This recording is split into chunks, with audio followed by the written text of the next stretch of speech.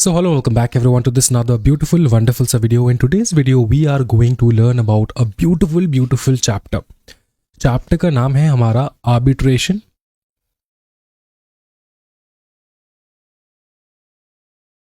Mediation and conciliation. Law relating to कौन बताओ? Law relating to arbitration, mediation and conciliation. ये बहुत beautiful सा एक चैप्टर है, बहुत ब्यूटीफुल सा एक चैप्टर है. अब ये जो चैप्टर है ना, ये कौन से एक्ट के बेसिस में ये चैप्टर बनाया गया है वो मैं आपको बता देता हूँ. एक बहुत ही ब्यूटीफुल सा एक्ट है जिसको हम लोग कहते हैं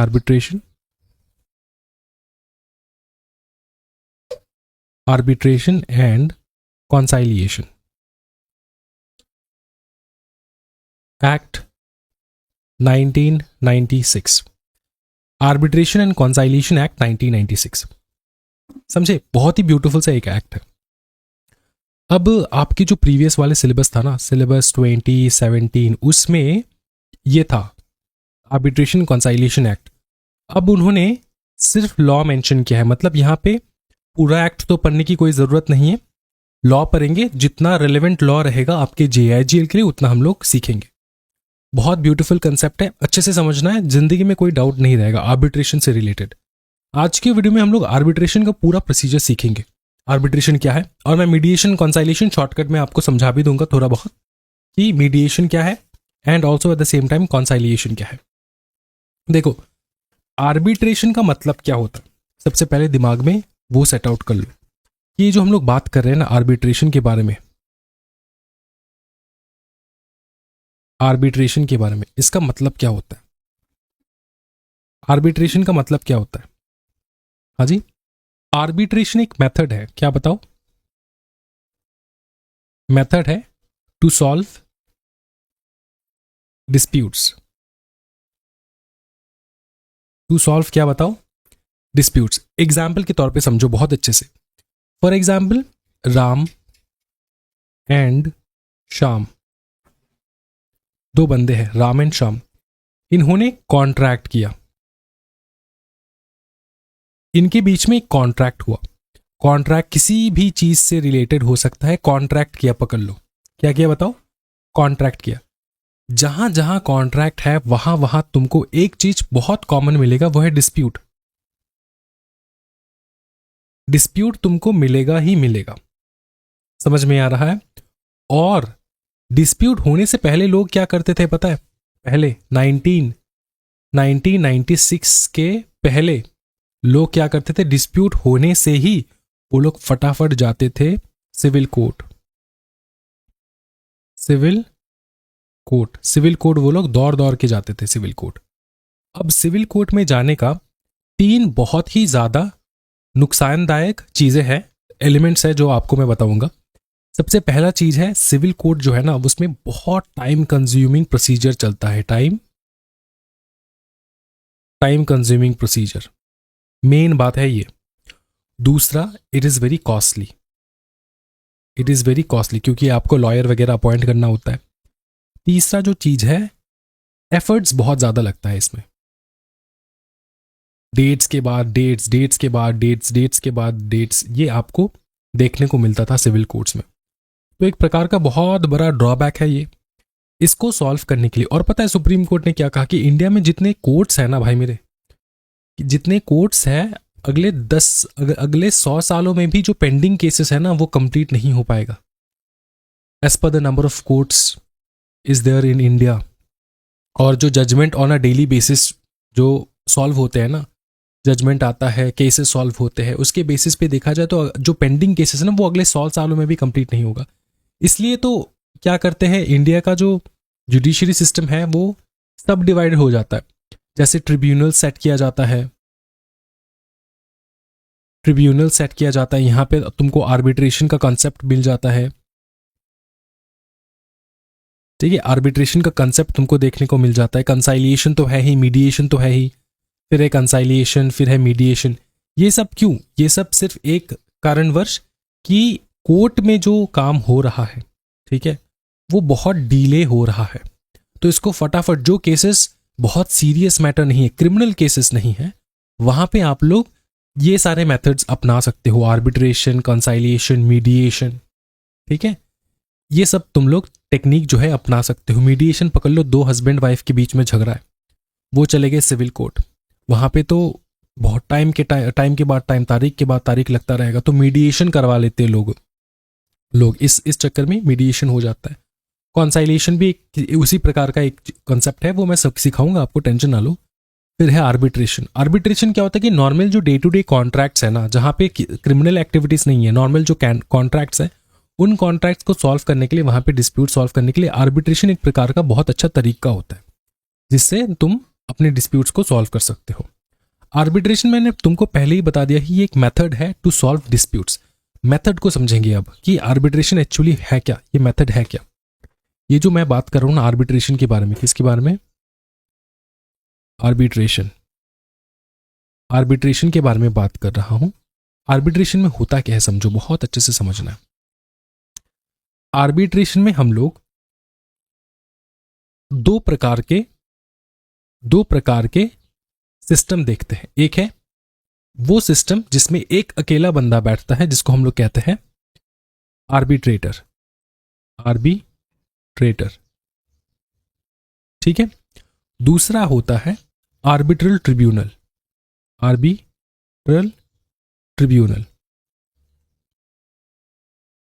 ठीक है। आर्बिट्रेशन का मेथड दो जन दे सकते हैं।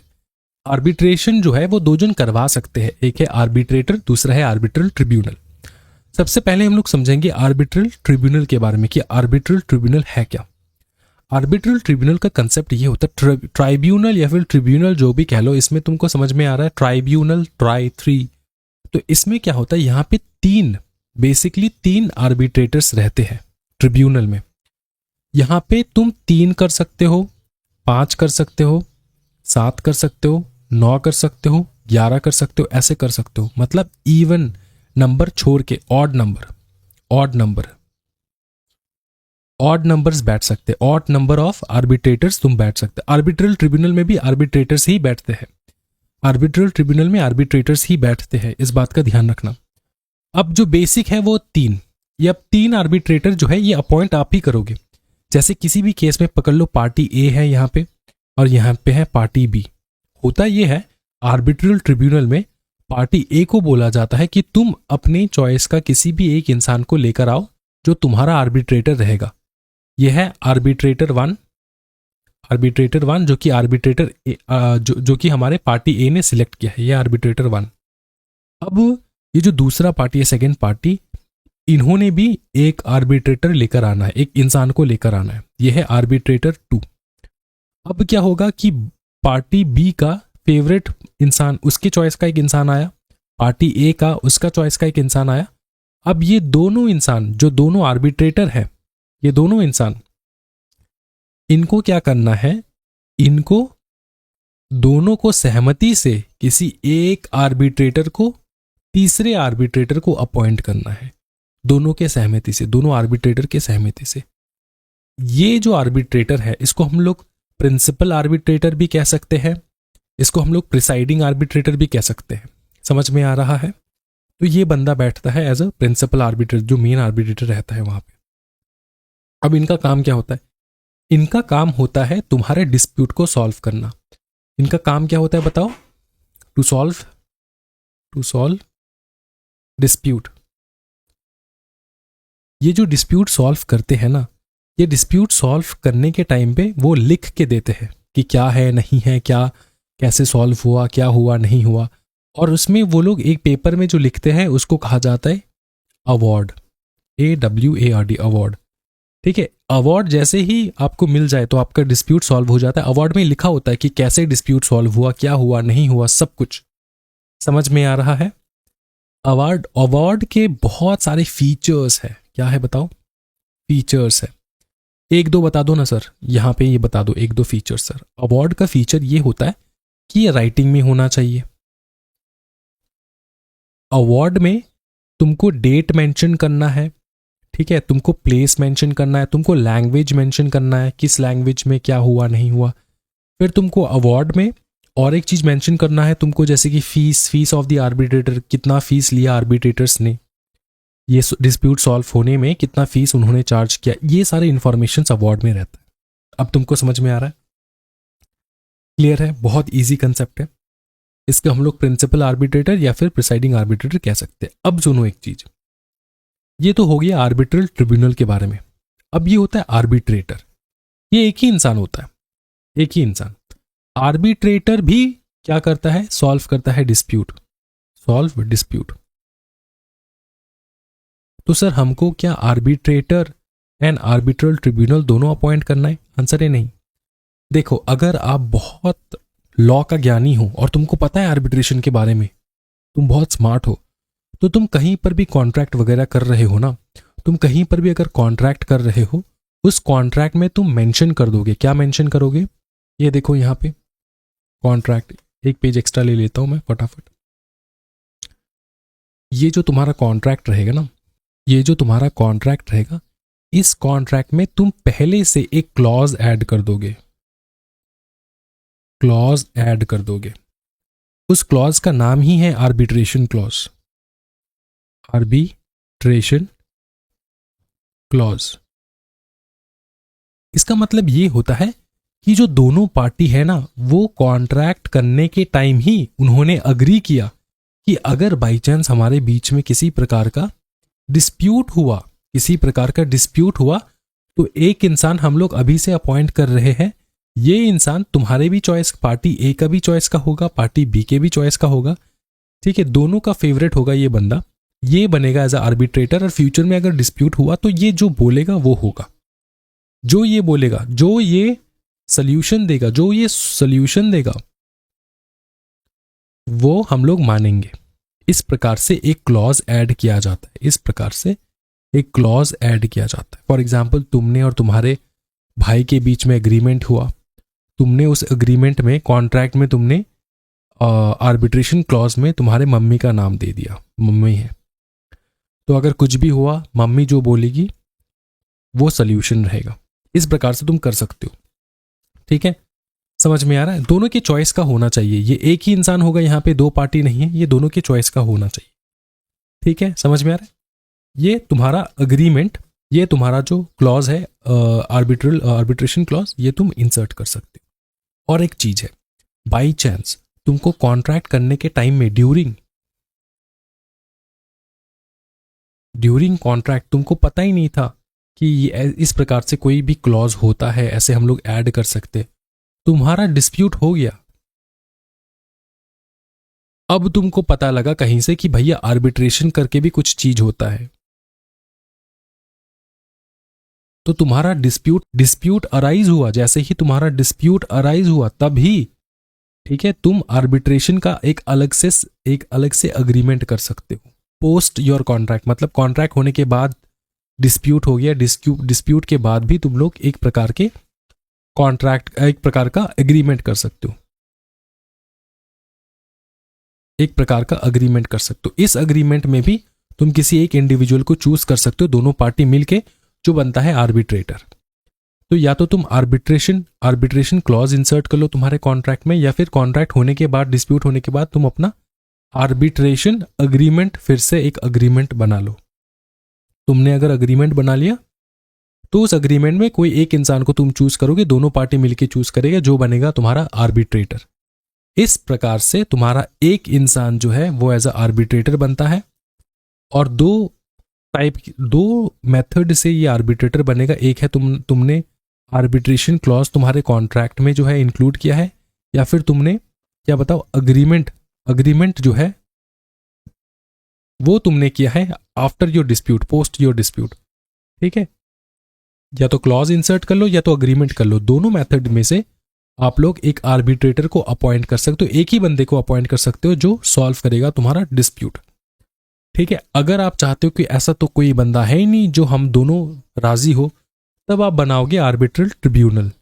तब आप एक बंदे को लाओगे, पार्टी ए एक बंदे को लाएगा, पार्टी बी दूसरे बंदे को लाएगा, दोनों मिलके एक बंदे को लाएंगे, ठीक है, तब जाके होगा तुम्हारा आर्बिट्रल ट्रिब्यूनल। पकड़ लो तुम लोग बहुत ज्यादा वाहियात हो, तुमको ना तो आर्बिट्रेटर अपॉइंट करना आ रहा है, तुम आर्बिट्रेटर अपॉइंट नहीं कर पा रहे हो, तुमसे ना आर्बिट्रेटर अपॉइंट हो रहा है, ना ही आर्बिट्रल ट्रिब्यूनल बन रहा है। तो क्या करें सर? फेल्ड हो चुके आप। क्या हो चुके? फेल्ड। तो क्या करें सर? इसको समझो, बहुत अच्छे से समझना। देखो, अगर तुम फेल हो गए, अगर तुम फेल हो गए, क्या कैसे फेल हो गए बताओ? आर्बिट्रेटर अपॉइंट करने में फेल हुए। ना तो तुमने आर्बिट्रेटर अपॉइंट किया, ना तो तुमने आर्बिट्रेटर अपॉइंट किया, ना ही तुम लोगों ने आर्बिट्रल ट्रिब्यूनल अपॉइंट किया। तुमने ना आर्बिट्रेटर अपॉइंट किया, ना आर्बिट्रल ट्रिब्यूनल अपॉइंट किया। तो तुम जिस जिस इंस्टीट्यूशन के पास जाओगे, ये हाल फिलहाल ही में हुआ है, ठीक है, उस इंस्टीट्यूशन का नाम है, अगर तुम फेल हो गए तो तुम दोनों पार्टी या फिर टू और मोर पार्टीज, जितनी भी पार्टीज है, तुम लोग जाओगे एक इंस्टीट्यूशन के पास जिसको हम लोग कहते हैं आर्बिट्रेशन इंस्टीट्यूशन। क्या बताओ? Arbitration arbitration institution. अब ये जो आर्बिट्रेशन इंस्टीट्यूशन है ना, ये तुमको मदद करेगा, आर्बिट्रेटर अपॉइंट करके देगा ये आर्बिट्रेशन इंस्टीट्यूशन। क्या ये समझ में आ रहा है? ये जो आर्बिट्रेशन इंस्टीट्यूशन है ना, इसको कंट्रोल कौन करता है, इसको गवर्न कौन करता है? इसको गवर्न करता है arbitration council of India, ACI, arbitration council of India, ये गवर्न करता है इसको।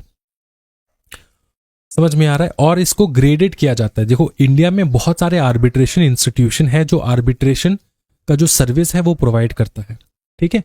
अब ये जो सर्विस है ना, ये आर्बिट्रेशन इंस्टीट्यूशंस को भी ग्रेड किया गया है, जैसे कि grade A, grade B, grade C, grade D, उनके अलग अलग कैपेबिलिटीज के हिसाब से इनको ग्रेड किया गया है। और ये ग्रेडिंग जो है, ये भी आपका आर्बिट्रेशन काउंसिल ऑफ इंडिया ही देता है।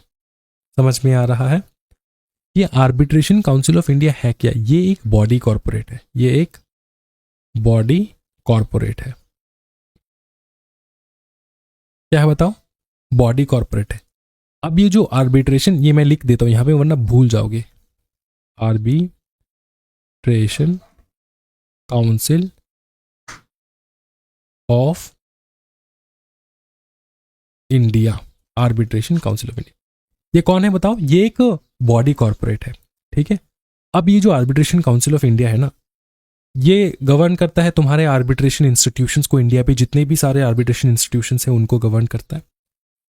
अच्छे से समझना, यहाँ पे आर्बिट्रेशन काउंसिल ऑफ इंडिया जो है ना, इसमें बैठता है दो प्रकार के लोग। एक बंदा बैठता है जिसको हम लोग कहते हैं चेयरमैन, चेयरमैन ऑब्वियसली तुमको पता होगा। दूसरा members.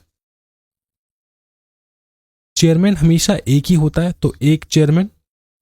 Total number of members जो यहाँ पे बैठते हैं ना, वो है 5 मेंबर्स, 5 मेंबर्स, ठीक है।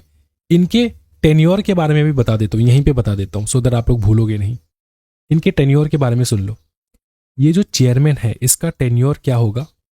जिस दिन से उसने इसको अपॉइंटमेंट मिला, 3 साल काम करेगा, या फिर 70 years of age, 70 years of age, whichever is earlier, whichever is earlier, whichever is earlier। या तो 3 साल के अंदर अंदर, जिस दिन उसको जॉब मिला, 3 साल कंप्लीट हो गया, फिर उसने जॉब छोड़ दिया, ठीक है, उसका अपॉइंटमेंट वहीं तक, टर्मिनेशन वहीं तक होता है, टेन्योर उसका वहीं तक होता है, 3 साल का टेन्योर होता है।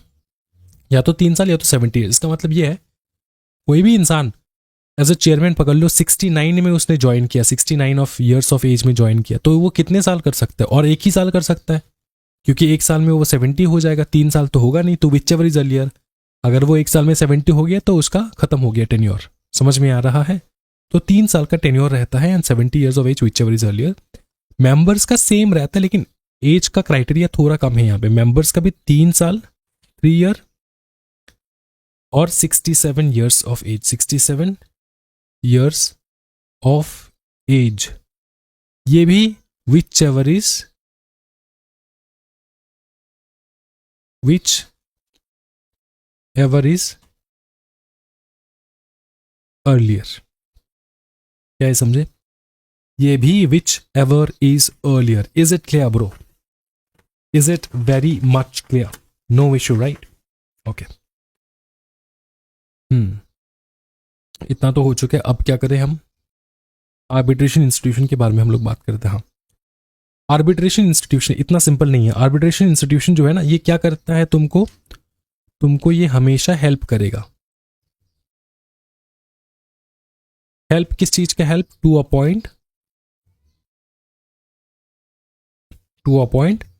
whom? To appoint arbitrators. To appoint arbitrator. क्या ये समझ में आ रहा है? हाँ जी, क्या ये समझ में आ रहा है? आर्बिट्रेटर। अब सुनो एक चीज, ये जो, अच्छा पहले इसको कंप्लीट कर लेते हैं। To appoint arbitrators. अब पकड़ लो, उन्होंने आर्बिट्रेटर भेजा, तुम फेल हो गए। ना तो तुमसे हो रहा है, ना तुम आर्बिट्रेटर अपॉइंट कर पा रहे हो अग्रीमेंट से, ना ही तुम आर्बिट्रल ट्राइब्यूनल अपॉइंट कर पा रहे हो। तो तुम गए किसके पास बताओ ना? आर्बिट्रेशन इंस्टीट्यूशन के पास गए। उन्होंने हेल्प किया, तुमको एक आर्बिट्रेटर अपॉइंट कर दिया। तुम या तो अग्री कर सकते हो, उस अपॉइंटमेंट को तुम अग्री कर सकते हो, या फिर तुम उस अपॉइंट को डिसअग्री कर सकते हो, चैलेंज कर सकते हो। सर चैलेंज क्यों करना है? क्योंकि तुमको पसंद नहीं आया वो आर्बिट्रेटर। और सर पसंद क्यों नहीं आया? पसंद इसलिए नहीं आया क्योंकि बाई चांस वो आर्बिट्रेटर सही से काम नहीं कर रहा है तुम्हारे साथ, वो एकदम जो है इंडिपेंडेंट होके काम नहीं कर रहा है, वो करप्ट निकला, तो तुम चैलेंज कर दोगे। अगर तुमने चैलेंज किया ना, तो आर्बिट्रेटर दोबारा सेकंड आर्बिट्रेटर भेजेगा। इस प्रकार से दूसरा आर्बिट्रेटर वो भेजेगा, जब तक कि ना तुम सेटिस्फाई हो जाओ। तो तुम चैलेंज कर सकते हो। चैलेंज का प्रोसीजर तुमको बताना भी पड़ेगा कि क्यों क्यों तुमने चैलेंज किया, है ना? तुमको अगर प्रॉपर उसको रीजन मिला तब जाके वो दूसरा भेजेगा, वरना इसी से काम चलाना होगा तुमको। ठीक है? अगर अग्री कर लिए तुम, तब तो कोई दिक्कत वाली बात नहीं है। तुम्हारा आर्बिट्रेशन जो है वो चालू हो जाएगा, आर्बिट्रेशन प्रोसीडिंग चालू हो जाएगा। आर्बिट्रेशन प्रोसीडिंग्स जो है वो तो चालू हो जाएगा, कोई दिक्कत वाली बात है ही नहीं। यहां तक तो बहुत क्लियर है, कोई दिक्कत वाली बात नहीं। अब जो एक चीज है वो तुम समझो, ये जब तुम फेल हो जाते हो ना, यहां पर एक कंसेप्ट आता है तुम्हारा domestic matters and international matters. मैं कह सकता हूं यहां पे डोमेस्टिक मैटर्स,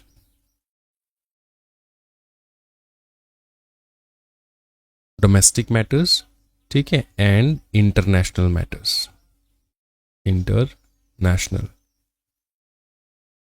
इंटरनेशनल ठीक है। अब डोमेस्टिक मैटर्स में एंड इंटरनेशनल मैटर्स में डिफरेंस क्या होता है, मैं तुमको समझाता हूं। इंटरनेशनल मैटर्स मतलब ये होता है कि इंडिया का नहीं है मैटर, जो है वो अब्रॉड जा चुका है। इसका मतलब ये है कि जो दो पार्टीज है ना, दो पार्टीज में से कम एक पार्टी जो है वो आउट ऑफ इंडिया है, आउट ऑफ इंडिया बिलोंग करता है, तो वहां पे इंटरनेशनल मैटर्स आ जाता है। अब होता ये है, प्रोसीजर ये होता है कि जब तुम फेल हो जाते हो ना कोई भी आर्बिट्रेटर अपॉइंट करने में, आर्बिट्रल ट्राइब्यूनल अपॉइंट करने में, तब तुम जाते हो किसके पास? तब तुम जाते हो कोर्ट के पास। ठीक है। अगर दो प्रकार के कोर्ट होंगे, एक होगा हाई कोर्ट, दूसरा होगा तुम्हारा सुप्रीम कोर्ट। ये जो कोर्ट है, ये कोर्ट तुमको आर्बिट्रेशन इंस्टीट्यूशन अलॉट करके देगा कि कौन से आर्बिट्रेशन इंस्टीट्यूशन के पास तुम जाओगे। समझे? यही आर्बिट्रेशन इंस्टीट्यूशन तुमको हेल्प करता है आर्बिट्रेटर अपॉइंट करने में। क्या ये समझ में आ रहा है? जैसे तुम फेल हो गए, तुम जा रहे हो कोर्ट में जाने के बाद हाई कोर्ट या तो सुप्रीम कोर्ट। हाई कोर्ट में कौन से मैटर्स में हाई कोर्ट के पास जाना है, कौन से मैटर्स में सुप्रीम कोर्ट के पास जाना है, वो मैं तुमको बताऊंगा अभी। कंसेप्ट, ये ढांचा क्लियर कर लो कि अगर तुम फेल हो गए आर्बिट्रेटर अपॉइंट करने में या फिर आर्बिट्रल ट्राइब्यूनल अपॉइंट करने में, तो तुमको जाना है कोर्ट के पास। जैसे तुम जाओगे कोर्ट के पास, फिर कोर्ट तुमको आर्बिट्रेशन इंस्टीट्यूशन जो है वो अलॉट करके देगा, और वही आर्बिट्रेशन इंस्टीट्यूशन तुमको हेल्प करेगा आर्बिट्रेटर अपॉइंट करने में। ठीक है? देखो, जैसे मैंने तुमको यहां पे एक्सप्लेन किया, इंटरनेशनल मैटर्स अगर है, international national international matters. International matters में बात ये होता है कि कोई भी एक पार्टी जो होता है ना, कोई भी एक पार्टी, दो में से एक पार्टी ये आउट ऑफ इंडिया बिलोंग करता है, आउट ऑफ इंडिया, तो उस मैटर में सुप्रीम कोर्ट जो है वो आर्बिट्रेशन इंस्टीट्यूशन तुमको अलॉट करके देगा कि कौन से आर्बिट्रेशन इंस्टीट्यूशन के पास तुमको जाना है। क्या ये समझ में आ रहा है? क्या ये समझ में आ रहा है? तो यही है बेसिक चीज। और इसके अलावा इंटरनेशनल मैटर्स के अलावा जितने भी अदर लोकल मैटर्स है सब में तुमको हाई कोर्ट जाना है। All other matters, all other matters. क्या ये समझ में आ रहा है? हाँ जी, इस चीज को क्लियर कर लो, कोई डिफिकल्ट नहीं है।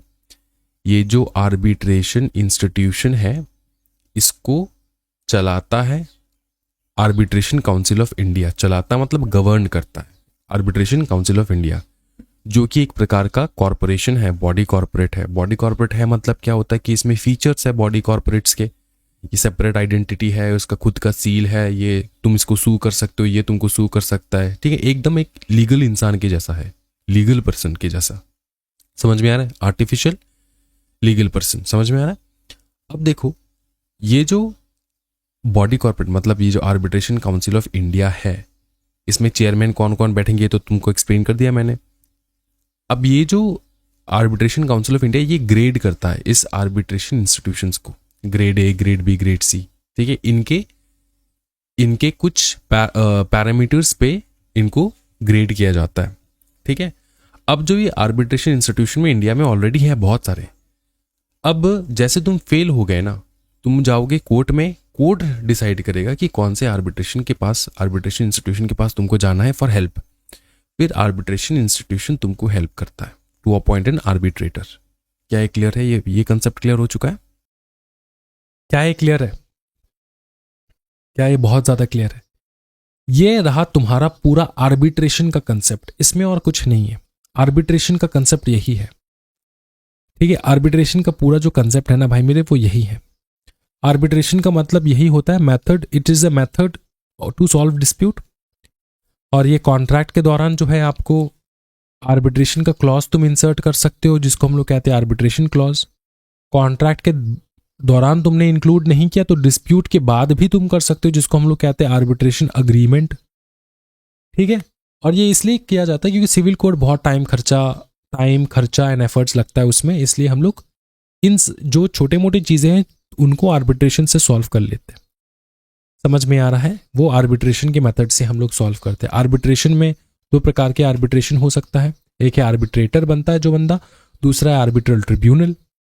आर्बिट्रल ट्रिब्यूनल में हमेशा ऑड नंबर बैठेंगे, दो बंदा आएगा, दो पार्टी दो बंदे को लाएंगे, और ये दो बंदे जो है एक बंदे को लाएगा, जिसको हम लोग कहते हैं प्रिसीडिंग आर्बिट्रेटर या फिर प्रिंसिपल आर्बिट्रेटर, ठीक है। और आर्बिट्रेटर जो एक आर्बिट्रेटर है वो तो अग्रीमेंट के दौरान या फिर कॉन्ट्रैक्ट के दौरान ही तुमने कॉन्ट्रैक्ट में आर्बिट्रेशन क्लॉज इंक्लूड कर लिया, किसी एक बंदे को तुमने चूज कर लिया, पकड़ लो तुम्हारे मम्मी को या फिर किसी और को, जो दोनों पार्टी सहमत है एज कि हाँ ये बंदा जो है एज एन आर्बिट्रेटर बन सकता है, दोनों पार्टी सहमत है। क्या ये समझ में आ चुका है? ओके, ये तो मैंने एक्सप्लेन कर दिया, पूरा कंप्लीट हो चुका है आर्बिट्रेशन का। आई होप कि आर्बिट्रेशन का तुमको पूरा कंप्लीट हो चुका है। अब ना कॉन्साइलिएशन का छोटा सा मैं तुमको एक एग्जांपल के तौर पे समझा दूंगा कंसाइलिएशन, फिर हम लोग जो बाकी पढ़ने वाले हैं ना वो सारा इंस्टीट्यूट के मटेरियल से पढ़ेंगे, मार्किंग करके मैं तुमको दिखा दूंगा, वहीं से कर लेना है तुमको, और कुछ नहीं करना है। कॉन्साइलिएशन नॉर्मली जो डेफिनेशन होता है कॉन्साइलिएशन का इन द रियल वर्ल्ड वो ये होता है, कॉन्साइलिएशन नॉर्मली फैमिली मेंबर्स के बीच में होता है, वेरी नोन पीपल। और ये जो कॉन्साइलिएटर होता है ना वो फैमिली में कोई बुजुर्ग लोग बंदा जो है वो बनता है, जो सीनियर होते हैं वो बनते हैं, ठीक है। और इंडिया का सबसे बड़ा कॉन्साइलिएशन पता है कब हुआ था? अंबानीज के बीच में, जब अनिल अंबानी एंड फिर तुम्हारा मुकेश अंबानी ने फाइट किया था फॉर प्रॉपर्टी, तो उनके मम्मी ने आकर कॉन्साइलिएशन किया दोनों के बीच में, ठीक है। वो एज अ कॉन्साइलिएटर बनी और उन्होंने मुकेश अंबानी को कुछ प्रॉपर्टीज दे दिए, कुछ बिजनेसेस दे दिए, अनिल अंबानी को कुछ बिजनेसेस दे दिए। क्या ये समझ में आ रहा है? ये इंडिया का सबसे बड़ा कॉन्साइलिएशन था, तो इंडिया का नहीं कह सकते, दुनिया का सबसे बड़ा कॉन्साइलिएशन था। तो ये रहेगा कॉन्साइलिएशन। मीडिएशन भी उसी प्रकार से है, वो हम इंस्टीट्यूट के मटेरियल से पढ़ेंगे, ज़्यादा कुछ डीप कंसेप्ट नहीं है।